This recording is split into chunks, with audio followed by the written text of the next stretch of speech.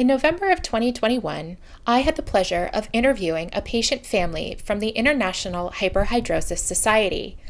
As November is Hyperhidrosis Awareness Month, I thought it might be nice to highlight this wonderful organization one more time. Watch and enjoy, and please visit sweathelp.org to see how you can become involved in awareness activities. Hello, everybody, and welcome back to Community Spotlight. I am delighted to have with me this evening members of the International Hyperhidrosis Society. I have an entire family tonight. It's such a treat. And to get us started, I'm going to turn it over to Mom Dawn.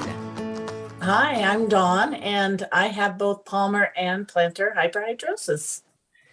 Thanks for being here, Dawn. Yeah. Riley, let's hear from you and your family. Hi, my name is Riley, and I actually have all three forms of hyperhidrosis. So, yeah, and this is my youngest, Scarlett. She has both hand and feet, and she's young, so young that we're not 100% sure if she's going to have all three as well. This is Harleen. She's in the same boat again, hands and feet since birth with both babies, and then we're just waiting for puberty to see if they suffer from all three forms. And I'm Brandon, and I guess I have all three. Well, thank you for being here with your family. I'm really looking forward to talking with you all. Stephanie, how about you introduce yourself and your family? Hi, I'm Stephanie, and this is Daniel. Hello. I do not suffer from hyperhidrosis. However, Daniel does. Just my armpits and my feet. So. And Zeke. And what about Zeke? And then our son's got it in his feet, but that's about it so far. Okay.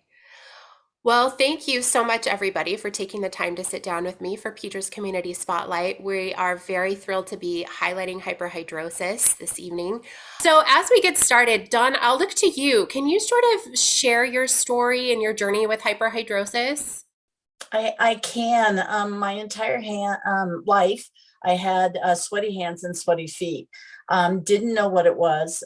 My parents are in the medical field. My father is a physician, and my sister as well had, just sweaty hands, sweaty feet. And we didn't know what it was. We were an anomaly in school. A couple of years ago, I was listening to a podcast and I heard something about hyperhidrosis and people who had sweaty hands and sweaty feet. And I thought, wait, what? And I was so excited to hear that there was actually a word for something that we had. In fact, I immediately called my sister and said, there's actually a word for it. And I also at that point in time reached out to the founder, right, of hyperhidrosis, the International Society. And so I was so excited to connect and to be able to find out what this was, because my daughter Riley, immediately at birth, her hands and her feet, and later on ancillary as well, right, in her system. Stephanie did not have any symptoms of it, but I have a brother who doesn't have any, but I've got a niece who has it severely. I have a nephew who has it severely. I have another niece who has it severely. So it's random within our family. Mm-hmm. And interesting enough, both of my daughters partnered up with men who have it, and experience, one or three. So far, nobody has cranial. But we definitely suffer from what, palmar and plantar. So definitely our hands and feet are big, areas of concern that we have all the time. So, yeah. Wow. Yeah. So did I hear that right? It was just a handful of years ago that you were finally able to put a name to this? It was in my 50s. And had it. I grew up with a sponge underneath my hand, writing because I would just soak through the paper. In my shoes, you go through shoes very quickly, couldn't wear sandals. terrified in church when you had to hold hands, right? You didn't want to hold hands. Learning to partner up with people who could appreciate the fact that, you truly, it's not a minor condition of your hands are a little clammy. They're dripping. They're dripping now. They drip. And I was in Mexico with some friends not too long ago, and somebody said, "What's wrong with your feet?" Because they're pulling out, and I said, "Oh, I have plantar fascia, hyperhidrosis. I actually know what I have." So I was really, it gave me some peace, because until then it was something that just my sister and I had, and then somehow we passed it on, just to our children randomly. And then again, my brother to several of his kids, 2 of his 4. So it was just an interesting thing to think we were kind of alone, and to find out that there's a large percentage of the world's population who shares our symptoms, right? Yeah. And then I can also help my kids to understand, hey, this has a name. Yeah. Right. Yeah. I mean, that's got to be like completely, what's the right word? Like kind of world opening. Riley, I saw you nodding your head a lot when your mom was talking about, the worries that come along with all of this and having dripping wet hands. And so what was it like for you, like as a child, but then also getting older and then having a name for it and being able to identify it? What was that like? Yeah. Sorry, mute.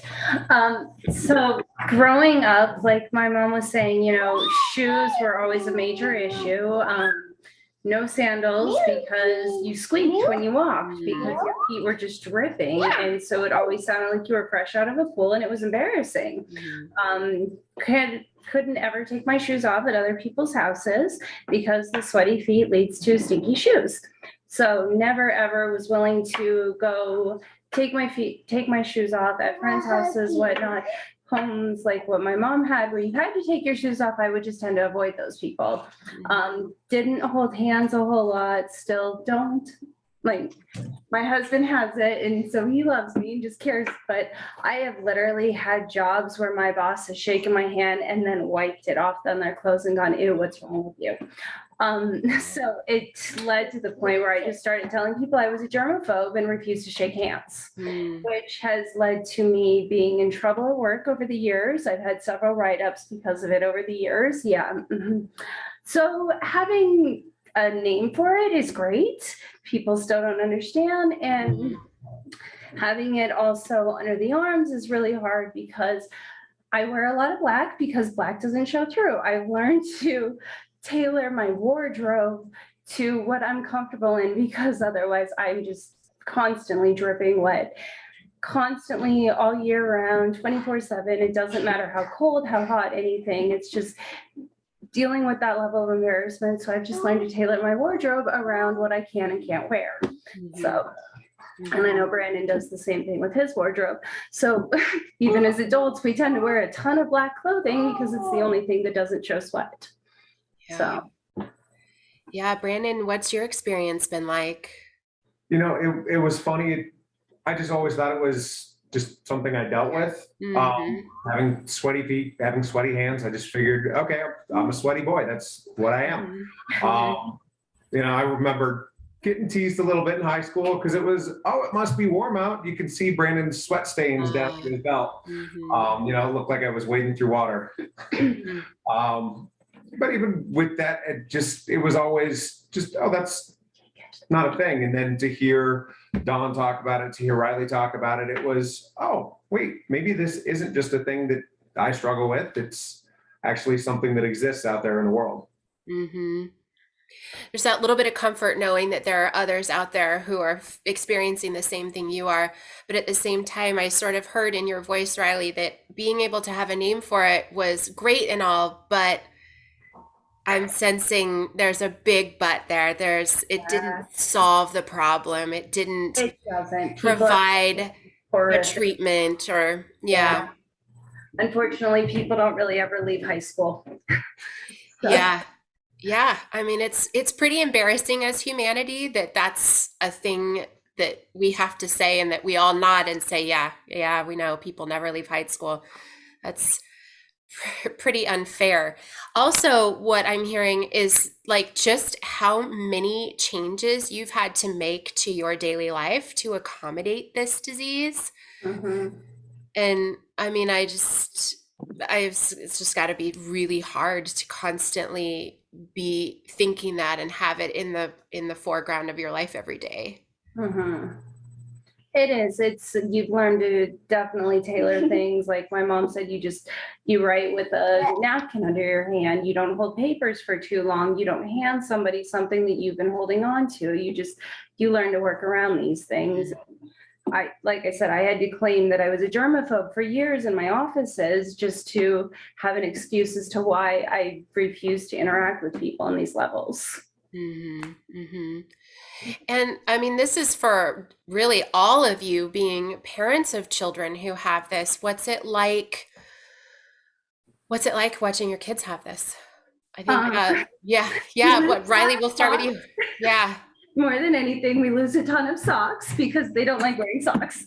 yeah. So we don't like sweaty feet, and so we Mhm. take off our socks. So luckily not too bad, but we do have a 13-year-old that suffers from it pretty severely. So she's actually learned to carry handkerchiefs on her at all times and wipe her hands before shaking hands with other people because the kids make comments about it to the point it made her severely self-conscious. And so Mhm. she's had to make those same changes, and again, can't take her shoes off at other people's houses because she's embarrassed by it. And so she's had to make some life alterations as well. And so Mhm. it's affecting her on top of everything else going on as a teenager. I can't think of a worse time to have to go through something like that. I mean, 8th grade and middle school is already terrifying enough, and then to pile on something like this on top of it. Oh, whew, my goodness. Stephanie, I'll turn to you now. I want to hear sort of your experiences as a sister to, your sister has hyperhidrosis. You do not, but your son does and your husband does. So what is your experience like? So, honestly, as far as the hyperhidrosis goes, my mom's hands are a huge part of my childhood memory. Mm, My mom's hands they sweat so bad they ruin keyboards. I mean, it's pretty impressive. And I don't suffer from it. So it's interesting to see. But when I met Daniel, his armpits he goes through shirts like I've never seen. I mean, I'll own shirt for 10 years and he owns a shirt for a few months. right. And he sweats through them all the way down. Mhm. It's happening with my feet. We can't really hear you, Dan. Wait, we can't hear you. What'd you say? I said one of my biggest issues is getting athlete's foot, just because my feet are sweaty. Mhm. You just Yeah. you just get it all the time. So I mitigate it by just putting powder in my Every day. socks every day. Every single day, I put powder in my socks every day. It's just a thing. Yeah.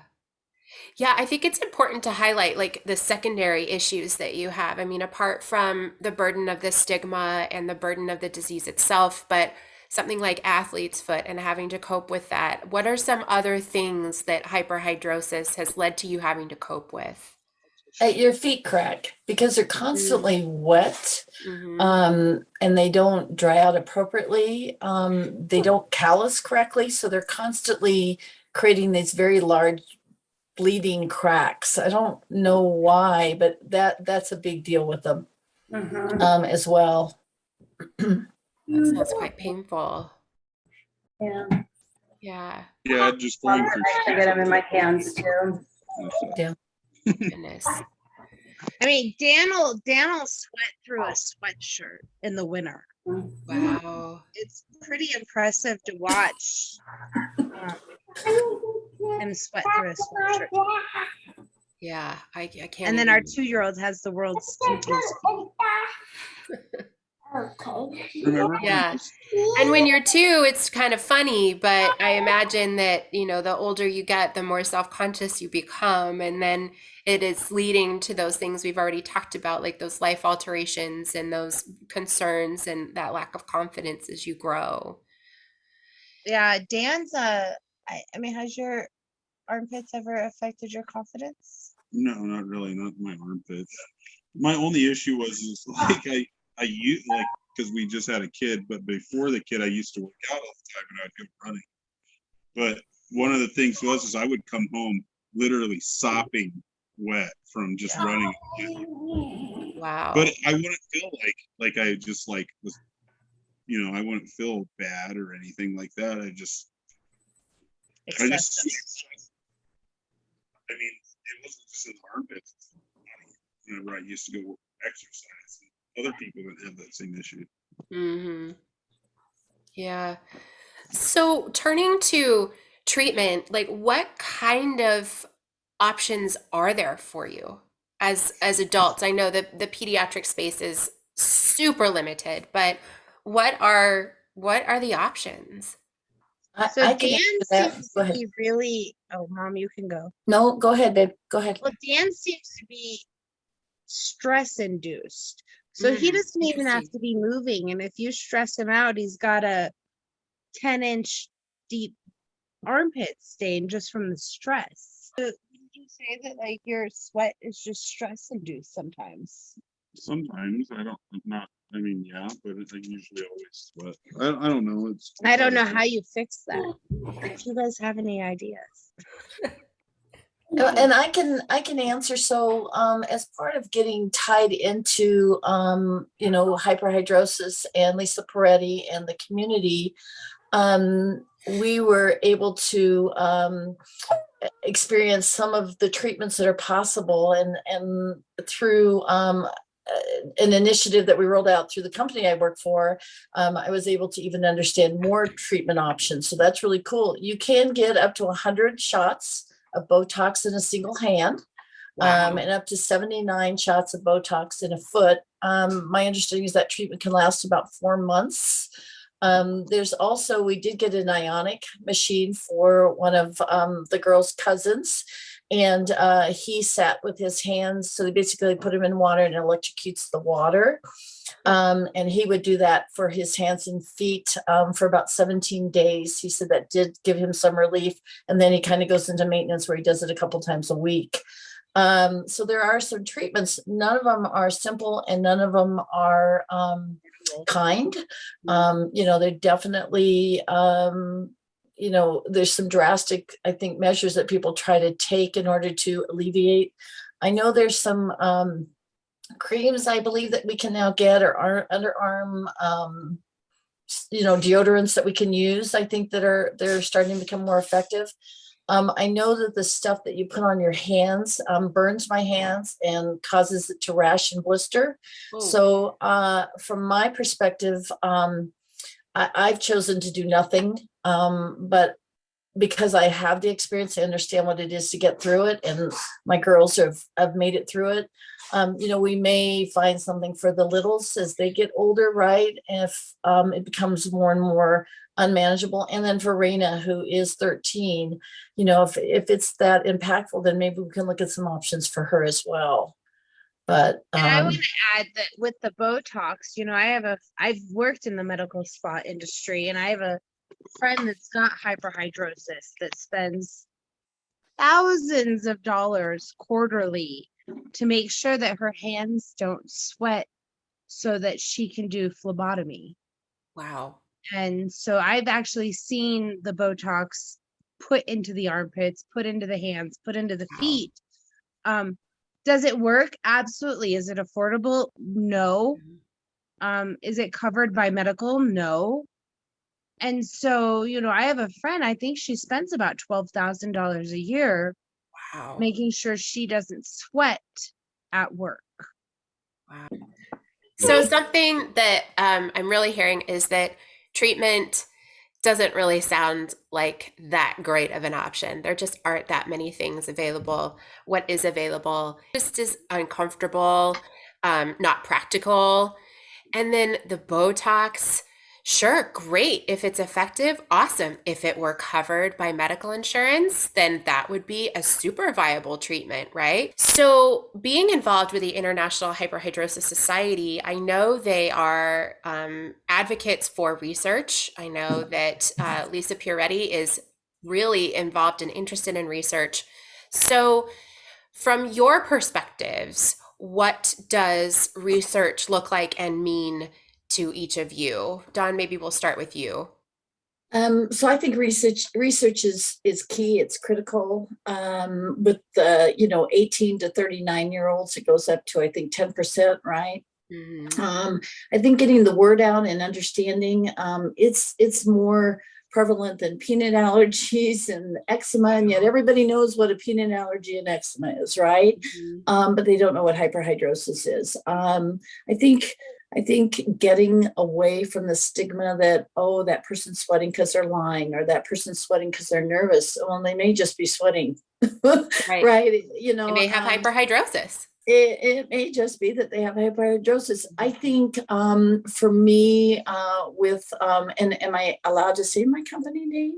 Yes, in fact, I'm Okay. hoping that we can talk about that. Lisa gave Okay. me a little bit of a teaser about the incredible work that you and Lisa did together at your Okay. company. So why don't you tell us that story? Yes. So, in listening to the blog and then reaching out to Lisa and the International Hyperhidrosis Society, I went to AT&T, which is where I work, and we were able to put together an entire program and kind of an infomercial that allowed everybody in the company to be able to have access not only to understanding about what hyperhidrosis is, but also to have treatment.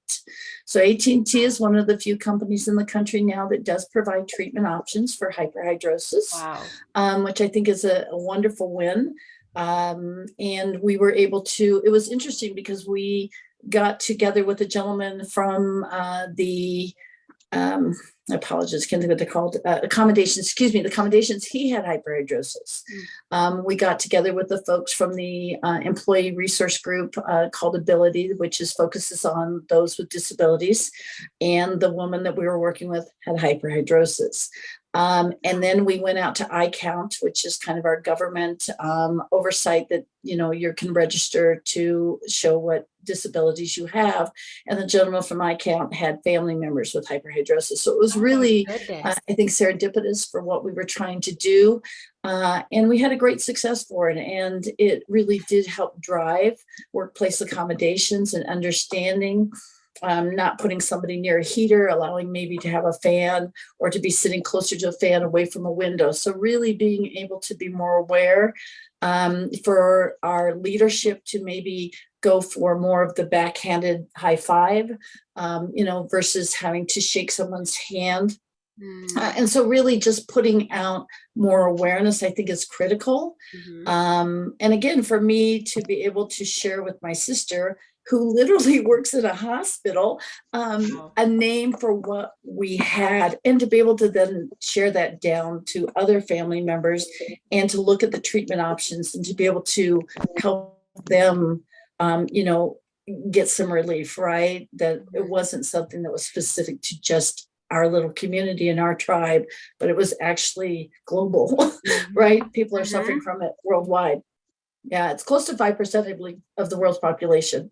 Yeah, that's what Lisa told me when I spoke with her last week. I'm blown away by that because I too have heard very little about this disease. So to hear that 5% of the population is suffering with it is a remarkable statistic.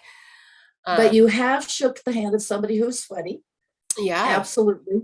And you have seen that person with the sweat lines down to the, to the belt line, or the person who has cranial, right? Where they're constantly dabbing at their face.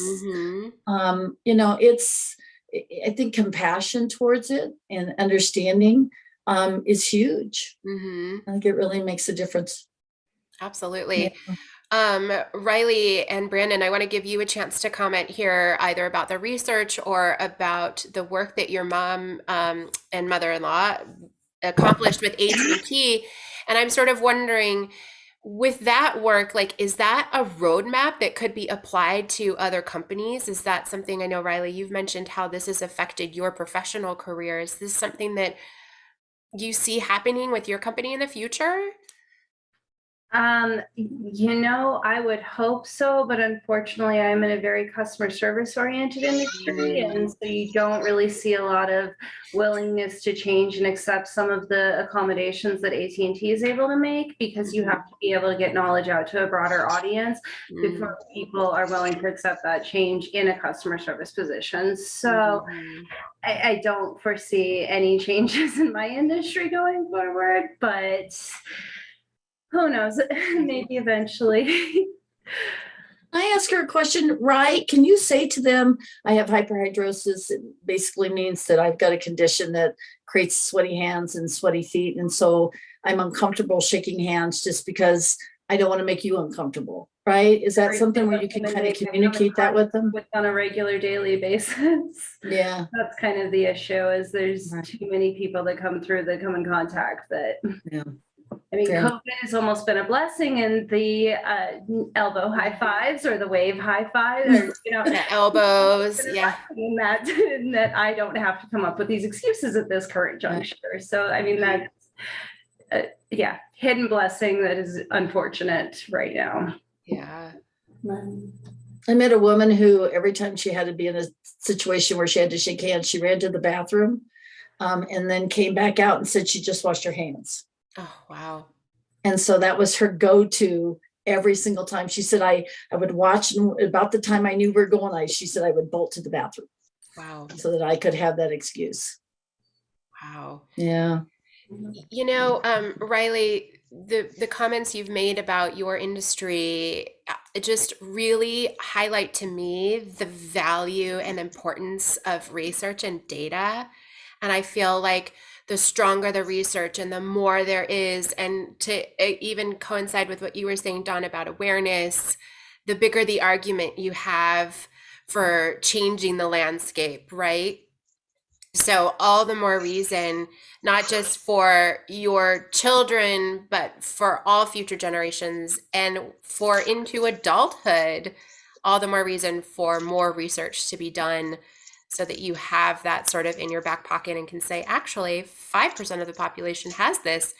Here's how we know how to deal with it based on the research. Mhm. Is there anything any of you would just like to share, something we haven't talked about yet? Is there a message that you would like doctors, providers, researchers to know? It's interesting because Dan and I, as business owners, how do you address this, and how do you honor people's medical needs? Mm-hmm. But it's that's an interesting because that isn't something that's talked about in the workplace. And out of all the things we've talked about and all the weird hiccups that we have, that's not one of them.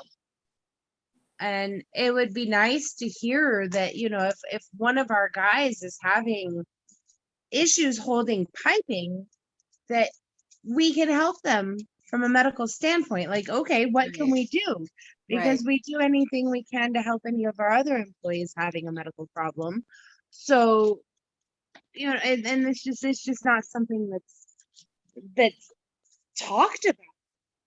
And as we're both two people that do the best we can in our HR positions, and it's not something that's brought up out of all of the issues. And I think that might be something that needs to be, because Dan, he goes through 1 to 3 shirts a day.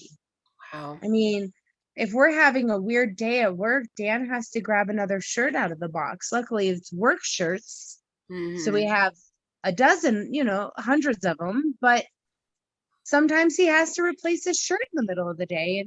And I have a cousin who's, 110 pounds soaking wet, who always has an extra shirt in her purse.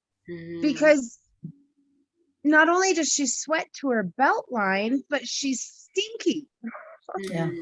And it's awful to watch. And and I don't have it, but my mom, she can hold her hand here and it drips. Mm. And I mean, I don't think that's a bad thing, but I could see where us being our worst critics, that would be a really uncomfortable thing to live with.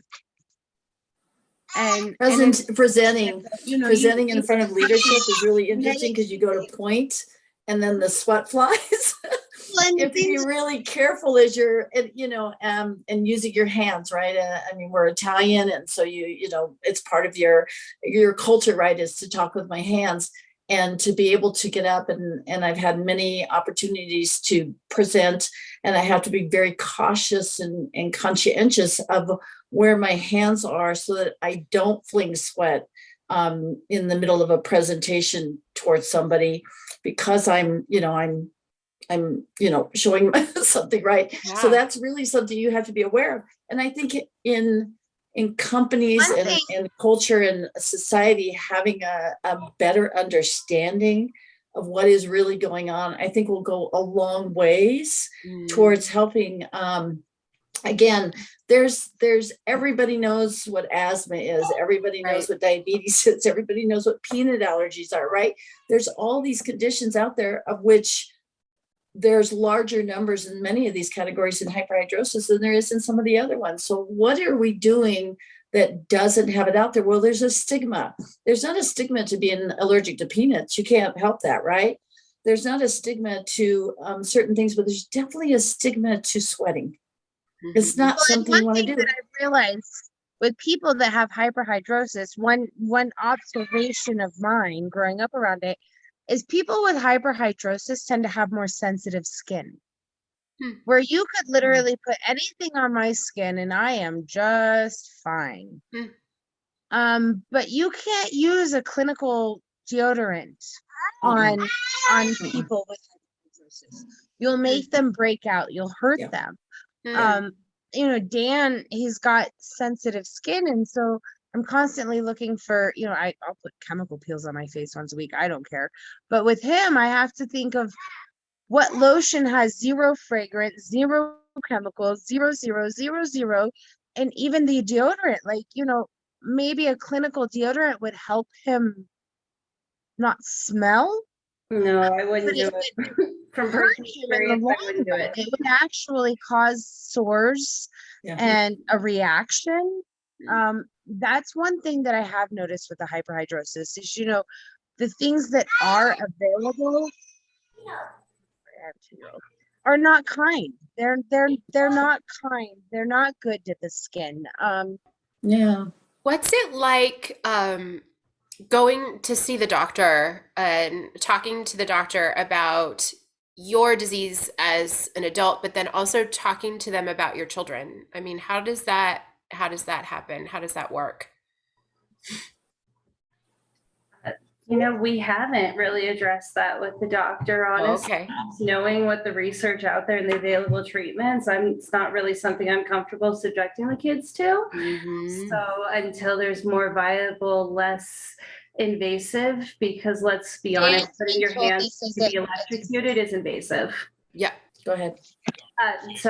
Just with the treatment options available, it's not something I'm willing to subject the kids to. So it's not really something we've discussed with the doctor. It's just, we just are very, very careful. Like we said, in the clinical stuff does not work at all. So we just have to be very careful. Hypoallergenic, no scents, no nothing, including like everything from the soaps that we use to the laundry detergents to the dryer sheets we can use. Even down to the shampoos and body washes and whatnot. We just have to be careful with absolutely everything, because some stuff will cause horrific hives and rashes, and some stuff will cause dry skin to the point of splitting and bleeding, even through all of the sweating. And so it's just, and the poor kids, we've been through some really horrible things as far as skin allergies with them, trying trial and error to the point where some of it's baby sensitive stuff is horrible reactions on their skin. And we don't put lotion on their feet or hands. And they'll tell you that.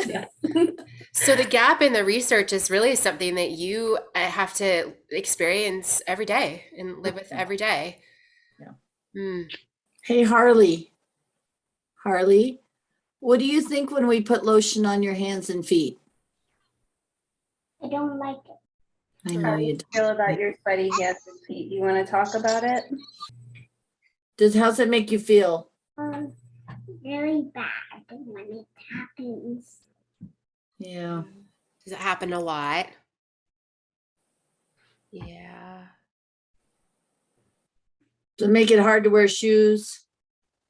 It makes when they get put on my hand, the water just slips out.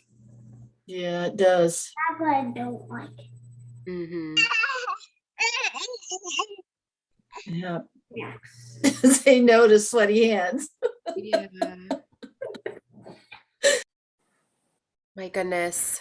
Well, all I can say is that I am so grateful to all of you for sitting down and talking with me today. By doing that, we are raising awareness, and we hope to get the word out even further for the International Hyperhidrosis Society so that we can start addressing those research gaps. And hopefully the PEDRA network will pick up the torch and start some research. So thank you all so much for sharing your stories with us today. Thank you to Dawn, Riley, Brandon, Scarlett, Harley, Dan, Stephanie, and Zeke for sharing their story with us today.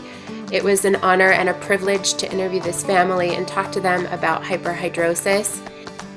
To learn more about the International Hyperhidrosis Society, please go to sweathelp.org for more information about how you can get involved, what kind of research is currently happening, where the gaps are, and how you can become more familiar with this condition. Twitter, Facebook, Instagram, and LinkedIn for more community spotlights. And you can also check out our podcasts on iTunes or Google Play. We're also on Spotify. And if you have any questions about PEDRA, hop on over to www.pedraresearch.org. Thanks. We'll see you next time.